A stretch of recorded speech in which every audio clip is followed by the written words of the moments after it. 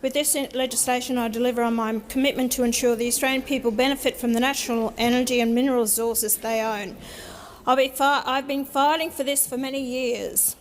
Australia has tremendous reserves of natural energy resources, which are some of the largest in the world, yet we face energy shortages, driving up our energy prices to among the highest in the world.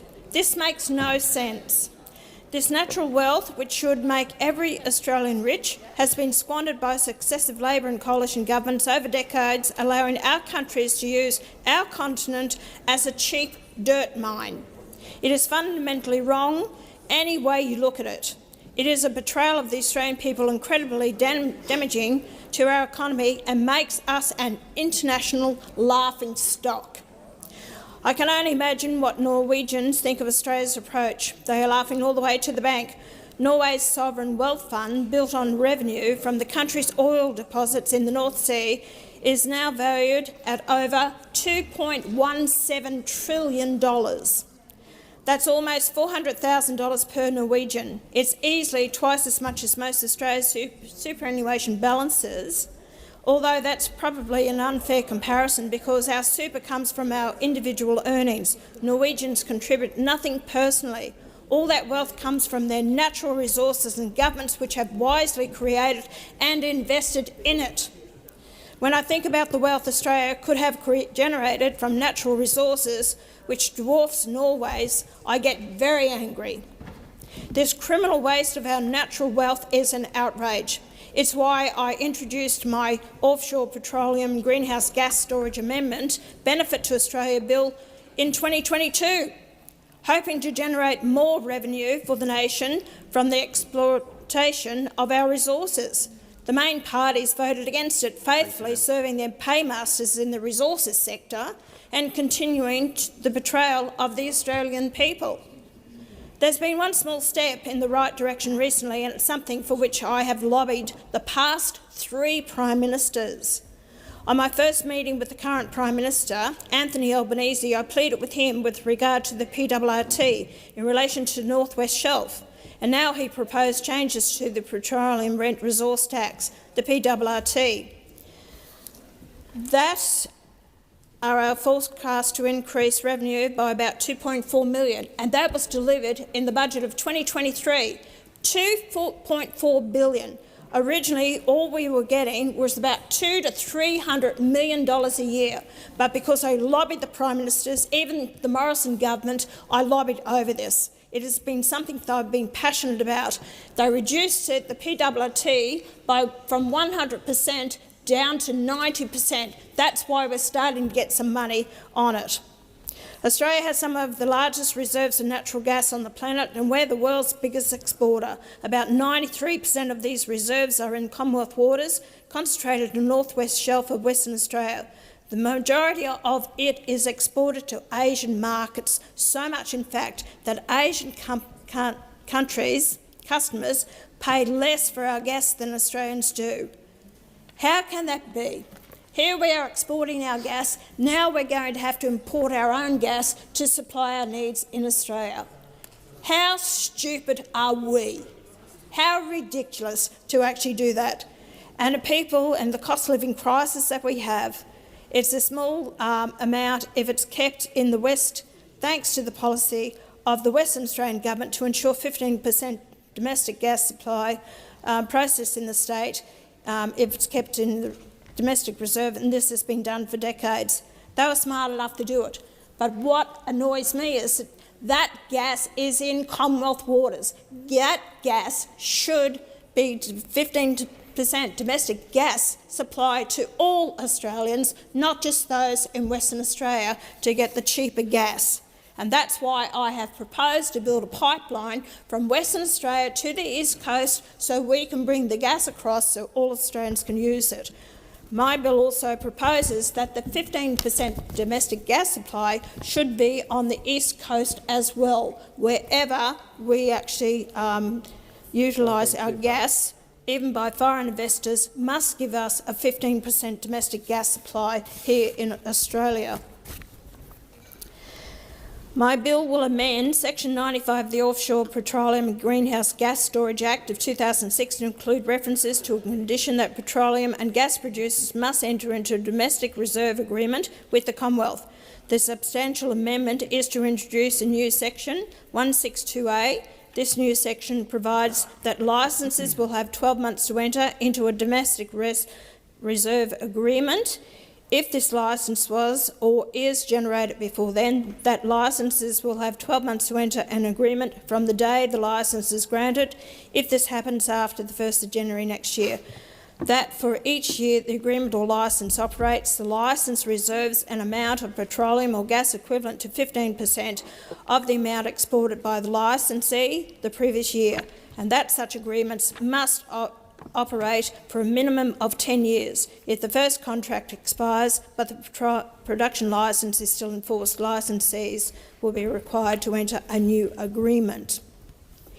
As a lot of you and a lot of people would say, you'll vote against this. I have no doubt the Greens and the Labor will vote against this. I know your attitude, because One Nation puts up these bills, you won't support them. And you don't care about the Australian people. You're not economic managers of this country. You have no idea how to utilise our resources here. You're running this country into a hell of a debt that future generations won't be able to pay down. You're overspending money. You can't control the credit card. You keep handing it over. We're going higher and higher in the debt, more interest that we're paying a year in paying off our debt. And we will not be able to provide these services that future Australians will need, with an ageing population, with nursing homes, hospitals, schools, roads, infrastructure, bridges, all this that needs to be done, and we won't be able to do it because you're so, what can I say, your attitude towards this is unbelievable, and you do not care about the Australian people that are struggling out there. What I'm saying here is the Australian people are struggling.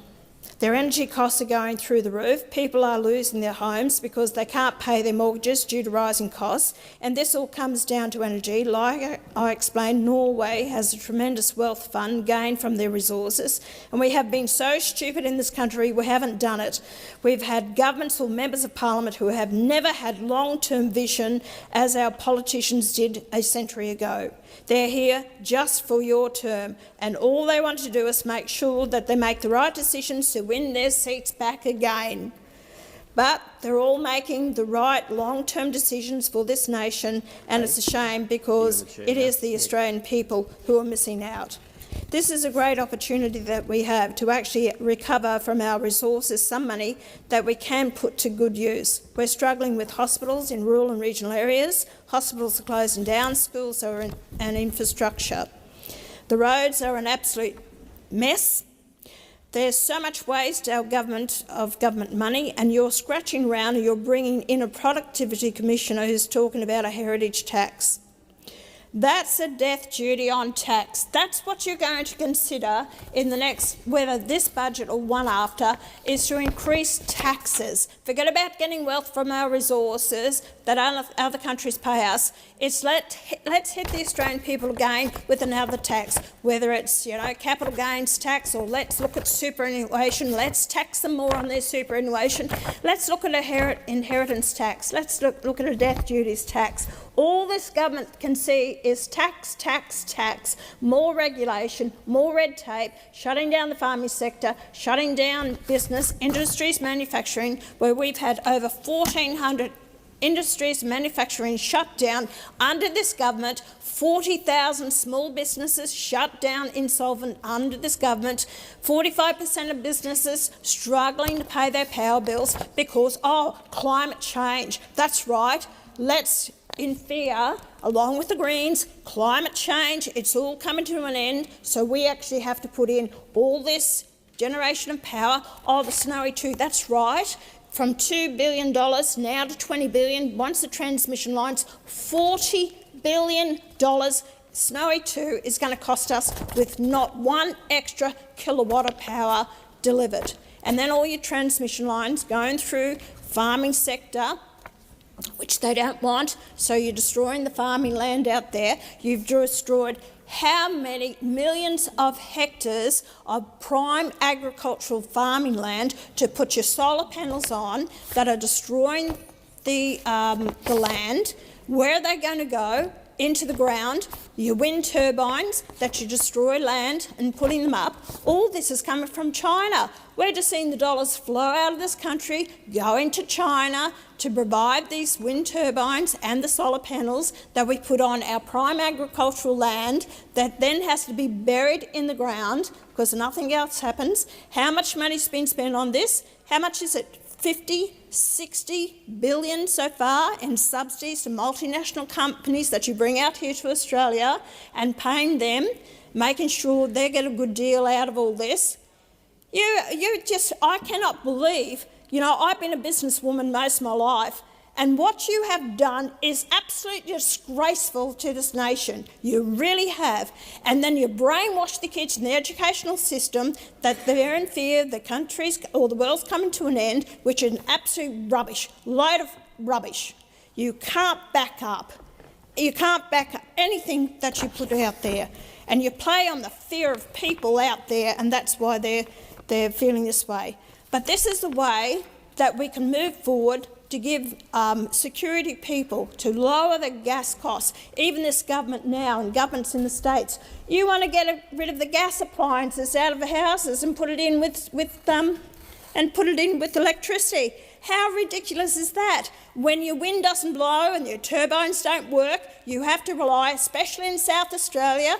The only thing you got left, because you got rid of the coal-fired power station, the only thing you got left is gas. Now, if you don't have enough gas here, what's going to happen? Blackouts. Oh, that's right, it's already happening.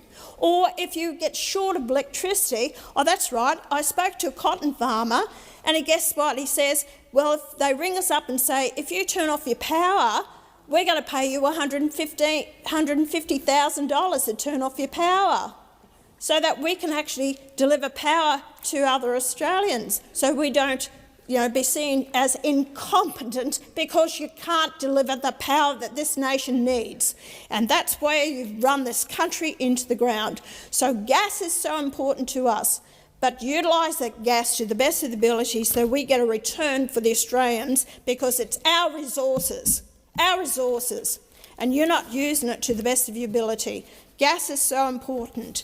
And this bill that I'm putting up here shows that we can use basic business common sense in how to deliver gas to the Australian people, get money back on our returns, be a wealthy nation to pay down your debt that you made, along with the coalition over the years as well. So both of you are to blame for the state of this nation, which is absolutely disgraceful. So you haven't been thinking, you haven't used your brains. Politicians have become, should have problem solved, and a lot of you have no background or experience in business and in running a business. You wouldn't have a clue. You're absolutely brain dead when it comes to things like this, where you can make money for this country. So start listening to the grassroots, start caring about the grassroots Australian people, start making them some money instead of spending it all the time. As far as I'm concerned, it's absolute disgraceful waste. And start learning how to make money instead of spending the Australian taxpayers' monies. And that's what One Nation stands for, to put up good policies that's in the benefit of the Australian people. And there's no denying that we need to do something about it. Give us the 15% domestic gas reserve. Australians get cheaper gas.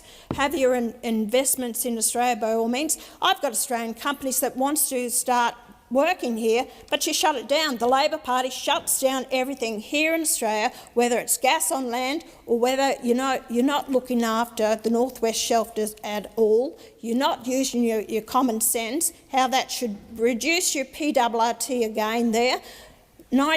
You dropped it 10%, and guess what? We made $2.4 billion by dropping it 10%. This is only, giving more benefit to the multinationals in setting up, taking our gas, That's a resource that belongs to the Australian people. And if you can't do your job properly here, then I think that we need to get rid of ministers to make these incompetent decisions and cost the Australian taxpayers billions of dollars. I think you should lose your jobs and go to the back bench. I saw Senator Whitten jump first, so I'll give the call to Senator Whitten. I think